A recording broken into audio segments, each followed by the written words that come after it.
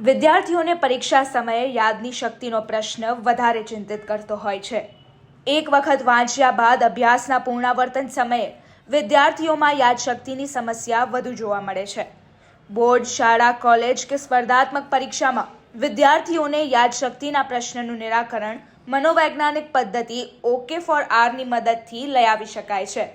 મનોવિજ્ઞાન ભવનના અધ્યાપક ડૉક્ટર ધારા દોશીએ OK4R પદ્ધતિની પ્રક્રિયાને ઉપયોગિતાની ઉત્તરપૂર્વકની માહિતી રાજકોટ મિરર સાથેની ખાસ વાતચીતમાં પૂરી પાડી હતી। ડૉક્ટર ધારા દોશી, આસિસ્ટન્ટ પ્રોફેસર, મનોવિજ્ઞાન ભવન, સૌરાષ્ટ્ર યુનિવર્સિટીમાં। ખાસ કરીને અત્યારે જ્યારે વિદ્યાર્થીઓની પરીક્ષાઓ નજીક આવી રહી છે, બોર્ડ્સની એક્ઝામ નજીક છે, ધીમે ધીમે કોલેજ અને યુનિવર્સિટીઝમાં પરીક્ષાઓ નજીક આવશે, તો શાળાના વિદ્યાર્થીઓને મુખ્ય સમસ્યા હોય છે કે અમને યાદ નથી રહેતું।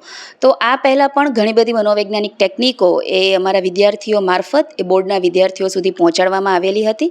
આજે એક નવી ટેકનિક વિશે વાત કરવી છે કે જેને OK4R તરીકે ઓળખવામાં આવે છે। તો O એટલે શું? તો કે ઓવરવ્યૂ કરવાનું છે। તમે જે કાંઈ પણ પુસ્તક વાંચો છો, જે કાંઈ પણ પાઠ વાંચો છો, એને તમારે આખું જોવાનું છે, એને ઓવરવ્યૂ કરવાનું છે। બીજું કે કી આઈડિયાઝ, આખા પાઠમાંથી જે મુખ્ય આઈડિયાઝ છે કે જે મુખ્ય કોન્સેપ્ટ છે એને તમારા ગમતા રંગથી તમારે એને હાઇલાઇટ કરવાના છે। દાખલા તરીકે સૌથી વધારે IMP હોય તો એને તમારા સૌથી વધારે ગમતા કલરથી હાઇલાઇટ કરો। થોડુંક ઓછું IMP હોય તો એને તમારા સેકન્ડ નંબરનો જે ગમતો કલર છે એનાથી હાઇલાઇટ કરો। એટલે આવી રીતે સેકન્ડ પોઈન્ટ જે છે એ છે કી આઈડિયાઝ। હવે વાત કરવાની છે 4Rની, એટલે કે 4Rની। એમાં સૌથી પહેલો R જે છે એ છે રીડ।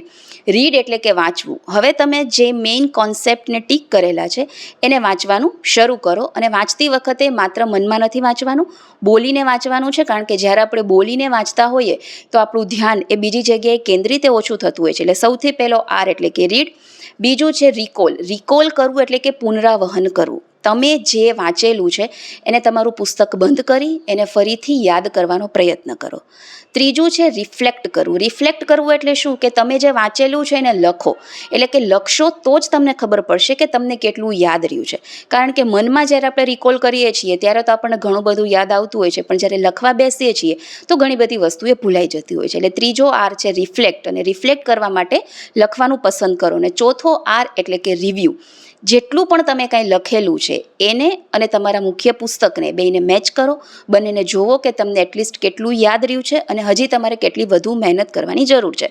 તો આ એવી સિમ્પલ ટેકનિક છે OK4R કે જેનાથી તમે સારી રીતે યાદ પણ રાખી શકશો, તમારી જે કાંઈ પણ સ્મૃતિની સમસ્યા હશે એને ધીમે ધીમે તમે દૂર પણ કરી શકશો।